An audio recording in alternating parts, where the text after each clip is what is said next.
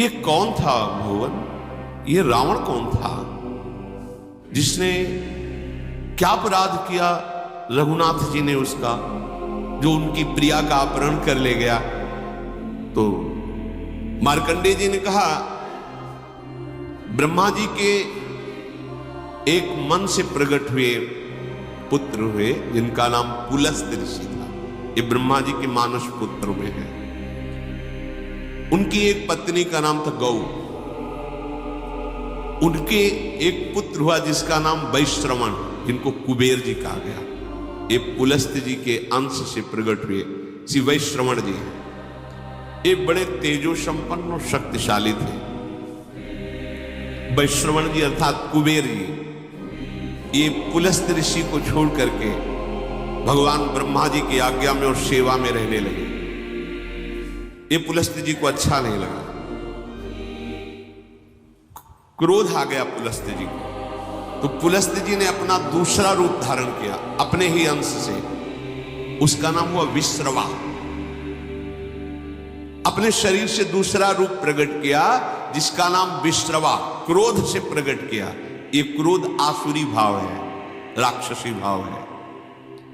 विश्रवा सदैव कुबेर जी से दोष दृष्टि रखता, द्वेष दृष्टि रखता, कुपित रहता, पर ब्रह्मा जी की सेवा में थे विश्रवण, इसलिए किसी का प्रभाव उनके ऊपर नहीं। वैश्रवण की सेवा से प्रसन्न होकर पितामह ब्रह्मा जी ने अमरत्व प्रदान कर दिया और त्रिभुवन के धन का मालिक बना दिया। धनाध्यक्ष भगवान कुबेर ऐसा कहा जाता है। वो जो पुलस्त्य जी के अंश से प्रकट हुए प्रथम पुत्र, द्वितीय विश्रवा जो उन्हीं के आदेश से प्रकट हुए।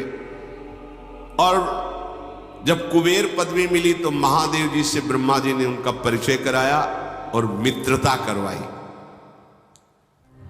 नलकुबर नाम के इन्हीं के मणिगिरि पुत्र प्रकट हुए और एक दिव्य स्वर्णमयी राजधानी धनाध्यक्ष कुबेर की, जिसका नाम लंका।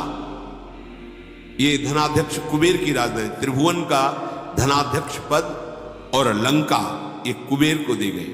और विचरण करने के लिए पुष्पक विमान और यक्ष राक्षसों का राजाधिराज पद कुबेर को दिया गया।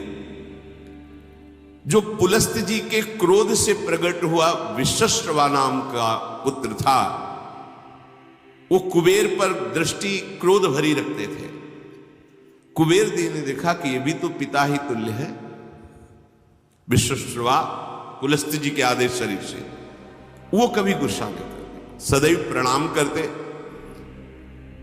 और धनाध्यक्ष कुबेर तीनों लोकों के यक्ष दैत्य राक्षस यक्ष इनके स्वामी थे। तो तीन बहुत ही सुंदर युवतियां सेवा में दी, राक्षस कन्याएं, बड़ी माया शक्ति से संपन्न, दिव्य से दिव्य रूप धारण करने वाली। वो महामुनि विश्रवा की सेवा में लगी। रात दिन उनकी आज्ञा में हाथ जोड़े खड़ी रहती थी। वो जब जो आज्ञा वैसी सेवा, नृत्य करना, गान करना, महर्षि को रिझा लिया। उनमें से एक का नाम पुष्पोत्कटा, दूसरा का राका, तीसरे का नाम मालिनी। तीनों एक दूसरी सेवा में सुख प्राप्त करने के लिए होड़ लगाए हुई थी। तीनों ने प्रार्थना की कि मुझे पुत्र चाहिए। महान तपस्या से संपन्न क्रोध युक्त विश्रवा मुनि ने उनसे पुत्र उत्पन्न किए। पुष्पोत्कटा नाम की जो राक्षसी कन्या थी, उनसे महाभयानक बलशाली रावण और कुंभकर्ण, मार्कंडेय जी सुना रहे, भूमंडल में इनके जैसा कोई बलि नहीं था। मालिनी नाम की जो सेवा में थी राक्षसी कन्या, उनसे विभीषण जी का जन्म हुआ। और जो राका नाम की थी, उनसे सूपनखा और खर ये प्रकट हुए। पुलस्त्य जी भगवान ब्रह्मा जी के मानस पुत्र हैं। उनसे एक पुत्र प्रकट हुए वैश्रवण कुबेर जी महाराज, वो अपने पितामह ब्रह्मा की सेवा में लग गए। तो पुलस्त जी के हृदय में असंतुष्टता पैदा हुई, हमारी आज्ञा का पालन नहीं कर रहा। उन्होंने अपने को दूसरे स्वरूप में प्रकाशित किया। देखो, जो क्रिया द्वेष, असंतुष्ट या क्रोध या धर्म त्याग पूर्वक होगी, वो राक्षसी प्रवृत्ति ही प्रकट करेगी।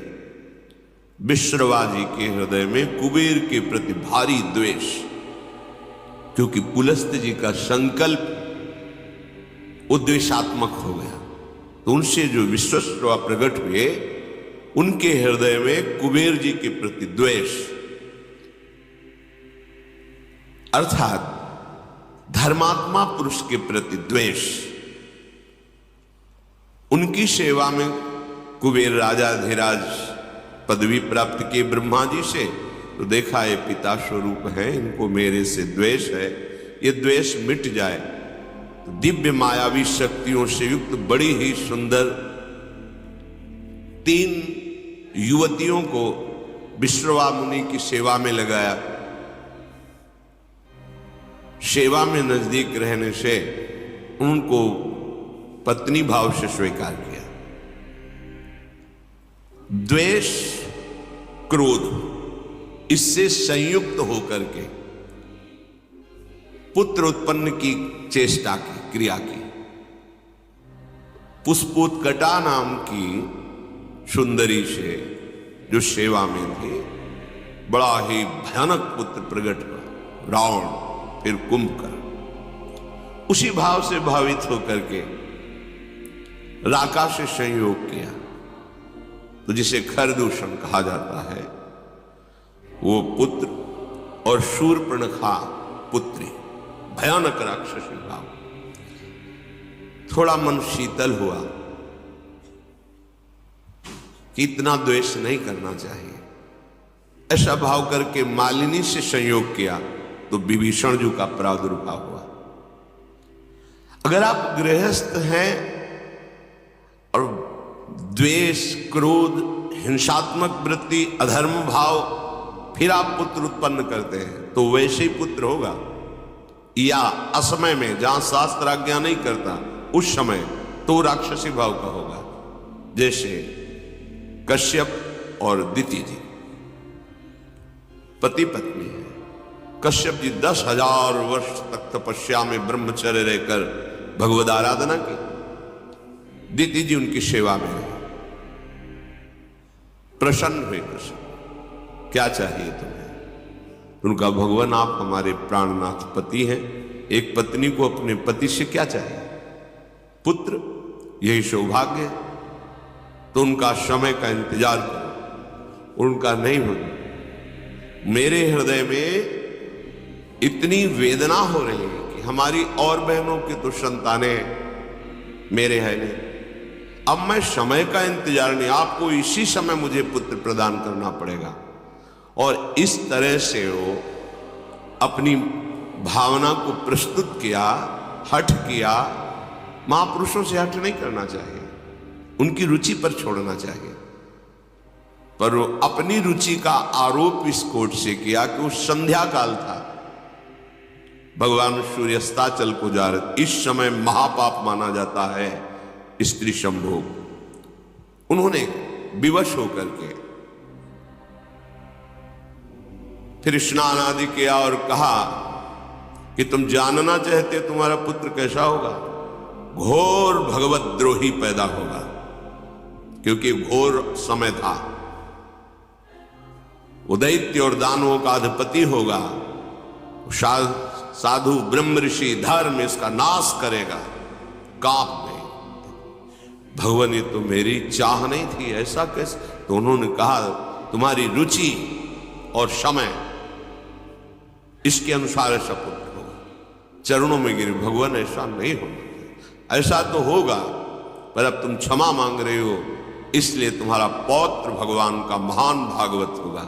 तो ये हिरणाक्ष और हिरण्यकश्यप के रूप में प्रकट हुए और श्री प्रहलाद जी उनके कुल को पावन करने वाले प्रकट हुए। संतानोत्पत्ति एक भगवान की पूजा रूपी एक क्रिया है, ये कोई ऐसे साधारण नहीं।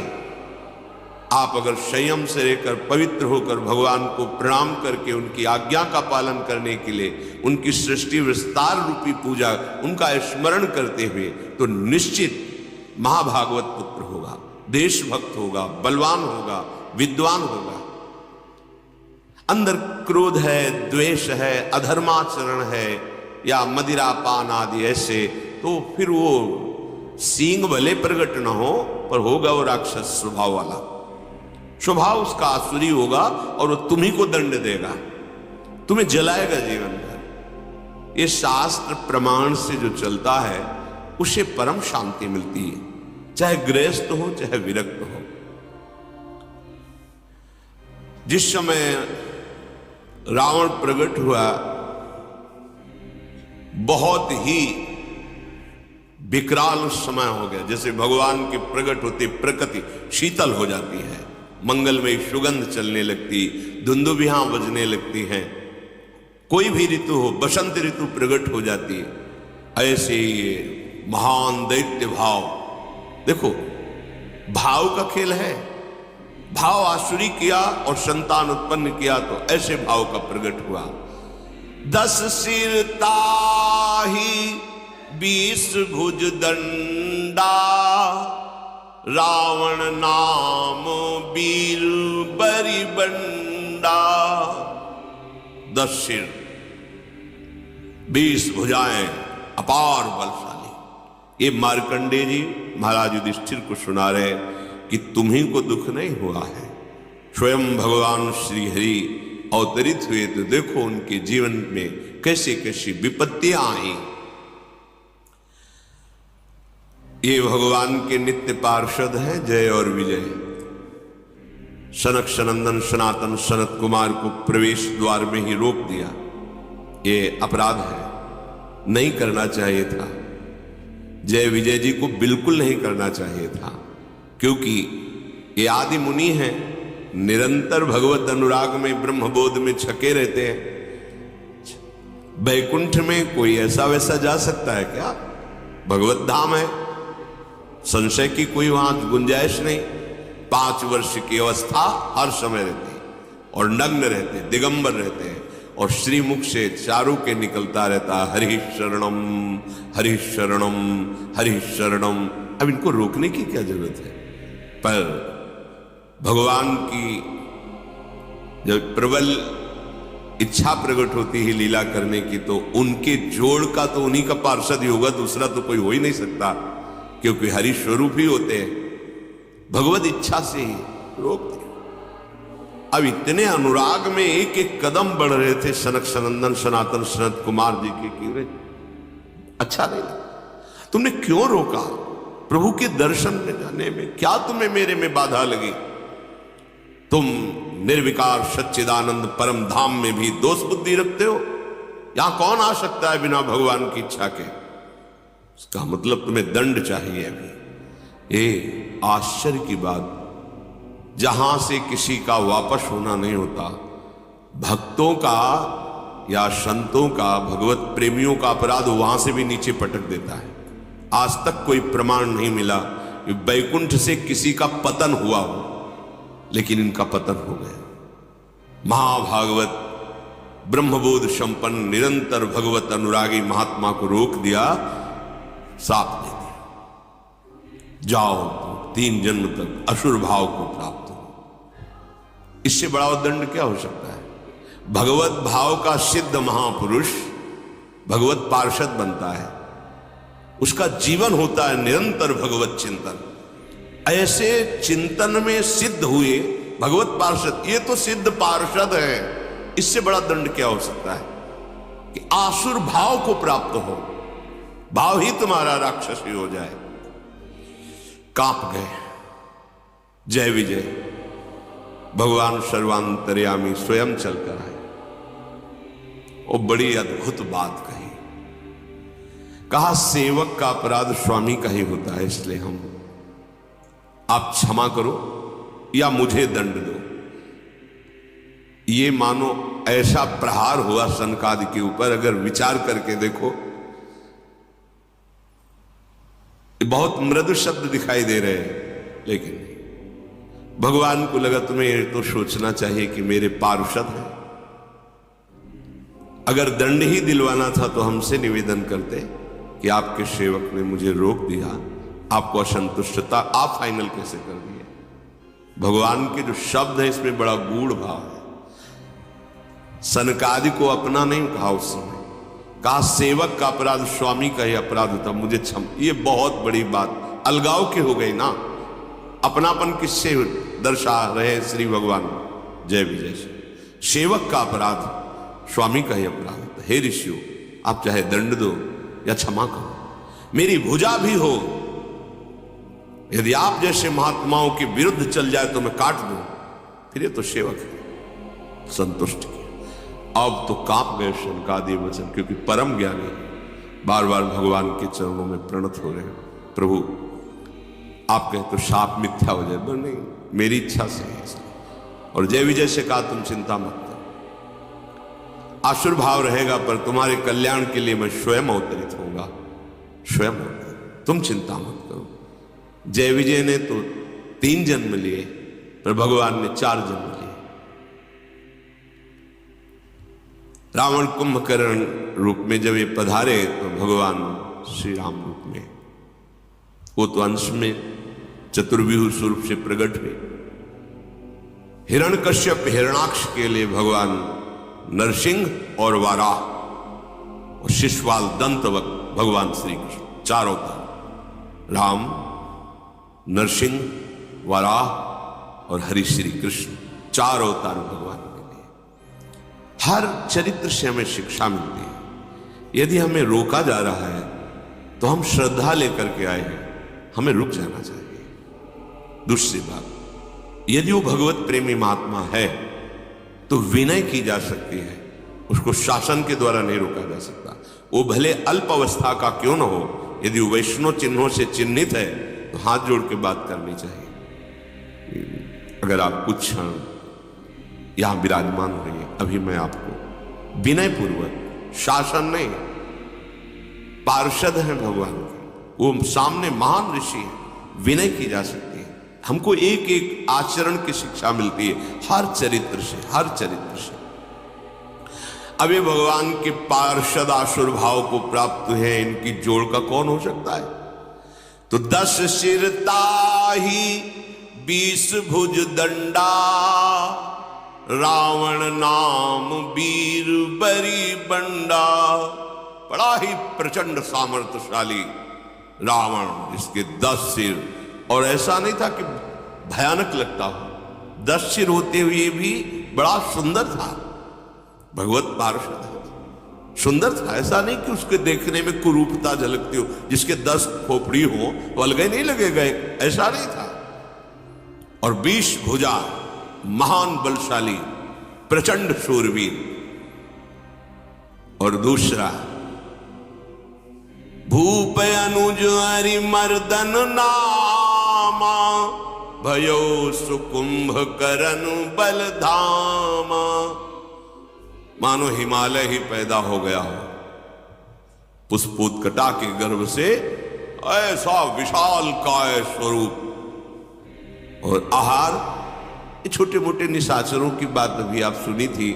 वो बक नाम का निशाचर जो एक चक्रा नगरी में जब पांडव रुके हुए थे तो ब्राह्मण की बारी आई थी, तो वो बता रहा था 200 भैंसे, 1 छकड़ा भोजन, और 1 आदमी, जैसे हरी मिर्च 1 चाहिए, तो 1 आदमी उस परिवार से जाएगा, रोज उसके लिए अलग अलग नगर से एक एक घर से जाता था। 200 भैंसे, 200 भैंसे कितने, 1 छकड़ा भोजन, और 1 आदमी हरी मिर्ची की तरह स्वाद लेने के लिए। वो आदमी खाएगा, 200 भैंसे खाएगा, 1 छकड़ा, ये उसका रोज का आहार था। ये छोटे मोटे राक्षसों की बात है। कुंभकर्ण का आहार क्या था? अनगिनती, मतलब महीनों से व्यवस्था होती थी, अपराधी मनुष्यों को पकड़ के गौ भैंसे नाना प्रकार का आहार, ऐसे जैसे गौशाला खोली जाती ना, ऐसे उसके आहार की व्यवस्था होती। आहार कर, भयानक आहार करने वाला, मतलब विश्व को अब चाट जाए ऐसा उसका उदर आहार करने, भयंकर बलशाली। मालिनी जी के गर्भ से प्रकट हुए महाभागवत विभीषण जी। देखो चिंतन का प्रभाव पड़ा है, अंदर चिंतन हुआ मैं द्वेष कर रहा हूं नहीं, और शांत भाव से तो श्री विभीषण जी का प्रादुर्भाव। माता पिता की वृत्ति जिस समय संतानोत्पत्ति की भावना से संयोग कर रहे हो, उसी का परिणाम संतान पर पड़ेगा। ये बहुत बड़ी पूजा है, बहुत सावधानी रखनी चाहिए। इसे ये नहीं समझना चाहिए कि हम वासना की तृप्ति के लिए ऐसा कह रहे हैं, नहीं। पहले हर महापुरुष कुछ समय तक ब्रह्मचर्य रहकर साधन करके, गुरुजनों को प्रणाम करके, दिक्पाल दिशाओं को प्रणाम करके फिर संतान उत्पन्न हो, धीर वीर गंभीर विवेकवान ऐसे पुत्र प्रकट होते। भयो विमात्र बंधु लघुताशु, मालिनी जी के गर्भ से विभीषण जी प्रकट हुए, और राका के गर्भ से खर और शूर्पणखा। शूर्पणखा ऐसी वैसी राक्षसी नहीं थी, अगर देवलोक में चली जाए तो कोई भी देवता सामने नहीं आता था, इतनी बलवान थी, कोई साधारण राक्षसी नहीं। एक पूतना को देख लीजिए, भगवान को मारने का ठेका लेकर के गई थी और देवता भी कांपते थे उससे। ऐसे ऐसे बलवान क्या था इनमें, ये प्रकट होकर पहले तप संचय करते थे, ऐसे नहीं बलवान, एक तो जन्मे ही ऐसे बल वाले, पर इन्होंने घोर तपस्या की कि ऋषि मुनि भी आश्चर्यचकित हो गए। ऐसी तपस्या ये असुरजन करके चाहते क्या थे, विश्व का विलास, बस अंतर यही है। तपस्या तो इन्होंने भी की, पर वो विश्व मंगल के लिए। जब कोई संत महापुरुष तप और पुण्य भजन बल से युक्त होता है तो सर्वे भवन्तु सुखिना, सर्वे संत निरामया, सर्वे भद्राणि पश्यन्तु मां कश्चित् दुःखा। एक को भी दुखी न देखो, सब सुखी हो जाए, सब निरोग हो जाए, सबका मंगल हो, सब सुखी रहे, ये होता है। और जब असुर तपस्या करता है तो उसका संकल्प होता है मैं जब जिसको चाहूं उसको नष्ट कर दूं, मेरे आगे कोई खड़ा होने वाला न रहे, सबको दुख मिले, सबको अशांति मिले, सब मेरे अधीन रहे, ये आसुरी भाव होता है। अब जब वो प्रकट हुए तो उनका परिकर भी प्रकट हुआ। काम रूप खल जिनस अनेका, कुटिल भयंकर विगत विवेक। विवेक रहित कुटिल स्वभाव, भयंकर आचरण, ऐसे राक्षसों का प्रादुर्भाव हुआ। कृपा रहित हिंसक सब पापी, बरनी न जाहि विश्व परितापी। विश्व को दुख देने वाले पापी ऐसे प्रकट हुए कि इनका तेज, इनका बल सारे संसार को पीड़ा पहुंचा दे। ये भगवान के विरोध में प्रकट होने वाला परिकर है, इसलिए इसका पहले गान किया गया है। देखो एक इसमें इस चरित्र से भाव मिल रहा है कि अगर जुड़े हमारा जो भी भाव है और भगवान से जुड़ जाए तो उसका मंगल हो जाता है। और निशाचर स्वभाव, पापी स्वभाव, कहीं किसी पर कोई भी दया कृपा नहीं, केवल हिंसा वृत्ति। उपजे यद्यपि पुलस्त कुल, पावन अमल अनूप, तदपि महीसुर श्राप बसु भय सकल अघरूप। यद्यपि महान कुल में प्रकट हुए पुलस्त ऋषि के, पुलस्त ऋषि के ही तो भगवान ब्रह्मा से पुलस्त ऋषि, पुलस्त ऋषि से विश्वश्रवा, उससे ये बिल्कुल नजदीक, पर इनका स्वभाव घोर दैत्य स्वभाव, आसुरी स्वभाव। अब इन तीनों ने विचार किया कि सबसे पहला कार्य करना चाहिए भगवान को प्रसन्न करना, भगवान ब्रह्मा, और ऐसा अमरत्व प्राप्त किया जाए कोई मुझे मार न सके। कीन विविध तप तीनहु भाई, परम उग्र नहीं बरनी सो जाई। तीनों ने खान पान विश्राम सब त्याग करके कठोर तपस्या, हिरण्यकश्यप ने तो ऐसी तपस्या की कि ब्रह्मा जी को दिव्य दृष्टि से देखना पड़ा कि है कहां हिरण्यकश्यप। बांबी जम गई थी, घास जम गई थी, निरंतर ब्रह्माकार वृत्ति, ब्रह्मा जी के चिंतन में, ब्रह्म मंत्र से संबंधित। देखो यहां भी शिक्षा मिलती है, अगर कहीं भी विजय प्राप्त करनी है तो आपको तपस्या करनी पड़ेगी, आपको भजन करना पड़ेगा, आपको मंत्रानुष्ठान करना पड़ेगा। और यहां अनुष्ठान धर्माचरण का होता, चाहते हैं उन्नति, विजय, पद, प्रतिष्ठा, यश, कीर्ति, यह दैत्य भाव है, फिर भी कठोर तप कर रहे। पहले जहां भी देखा है किसी भी दैत्य की उन्नति, वो तपस्या के पीछे शुंद की बात बताई, भगवान ब्रह्मा जी को तप के द्वारा प्रसन्न किया। अब इतना तप किया कि विवश होकर ब्रह्मा जी को सामने आना पड़ा। मंत्र में बड़ी सामर्थ्य है। गयो निकट तप देखी विधाता, मांगहु बर प्रसन्न मैं ताता। उठो पुत्रो, तुम्हारी तपस्या पूर्ण हुई, मैं प्रसन्न हूं, क्या चाहिए तुम्हें? तब रावण ने आंख खोली, देखा भगवान ब्रह्मा जी विराजमान है।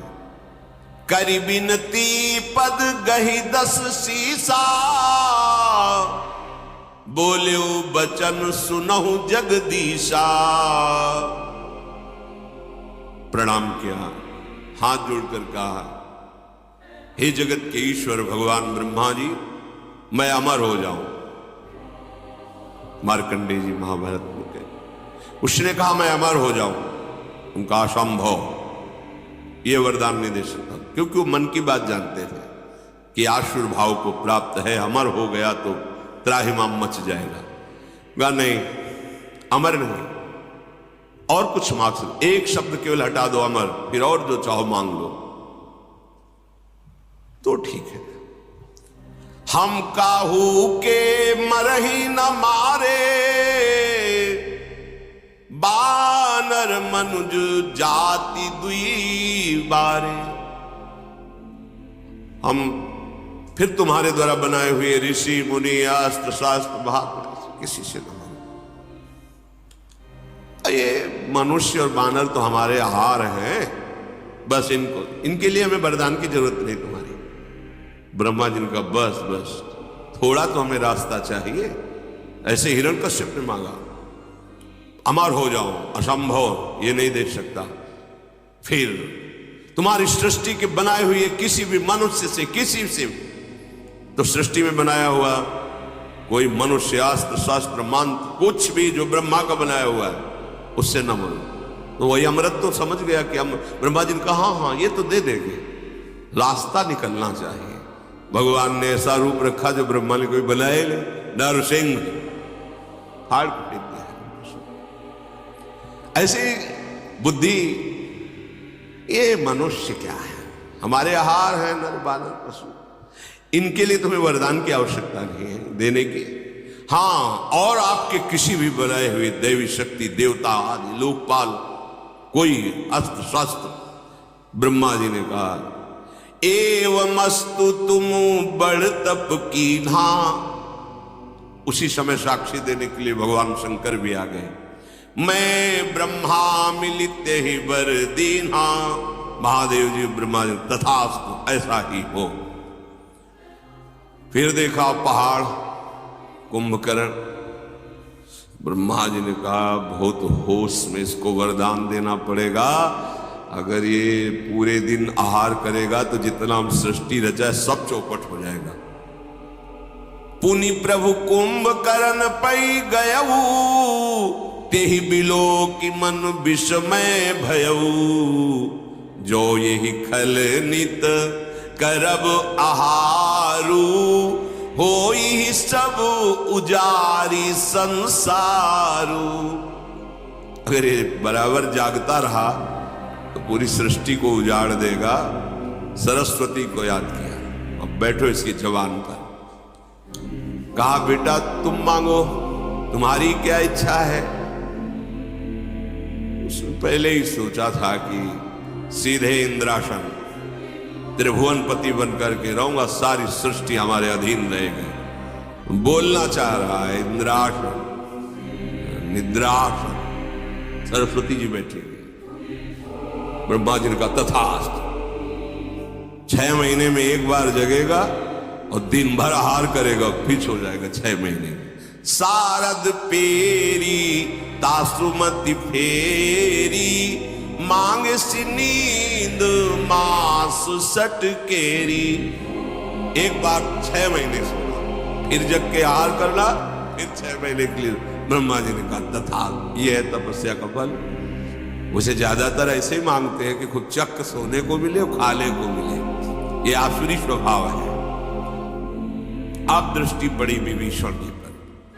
मार्कंडेय जी कह रहे एक पत्ता सूखा विभीषण जी रोज पाते थे और निरंतर भगवान नाम जप करते थे। गए विभीषण पास पुनि, कहो पुत्र वर मांग। तेहि मांग्यो भगवंत पद, कमल अमल अनुराग। ये बात मांगी, यही मांगना चाहिए।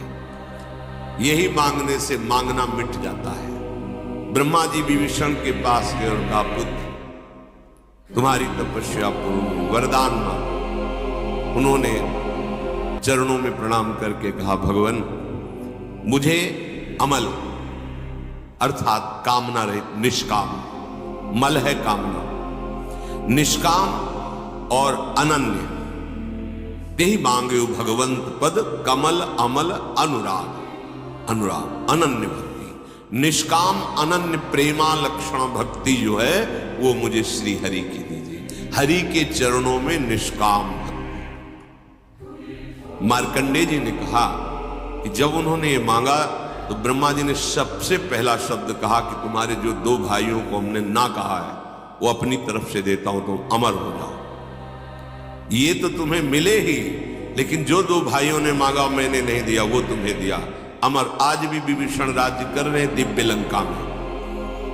पीछे क्योंकि उस प्रसंग पे नहीं जाना था, तो जब दिग्विजय कर रहे थे राजसूय यज्ञ के लिए पांडव, तो उस समय घटोत्कच की पीठ में बैठकर समुद्र पार किया था। और वहां गए, जब पता चला भगवान श्री कृष्ण के भक्त हैं ये पांडव, तो विभीषण जी स्वयं उनका स्वागत किया और कहा विजय की जरूरत नहीं है, हम हार स्वीकार करते हैं, आपकी विजय प्रणाम करके कहा था नहीं हम आपको परास्त कर ले नहीं, आपका आशीर्वाद लेने आए। विभीषण जी अब भी विराजमान है लंकाधिपति के रूप में। जब सृष्टि समिटेगी तो साकेत धाम जाकर सदैव भगवान के, ये है भगवान की भक्ति का प्रताप। तो आज की प्रवचन आपको अच्छी लगी हो तो वीडियो को लाइक करें और ऐसे ही प्रवचन सुनने के लिए चैनल को सब्सक्राइब करें।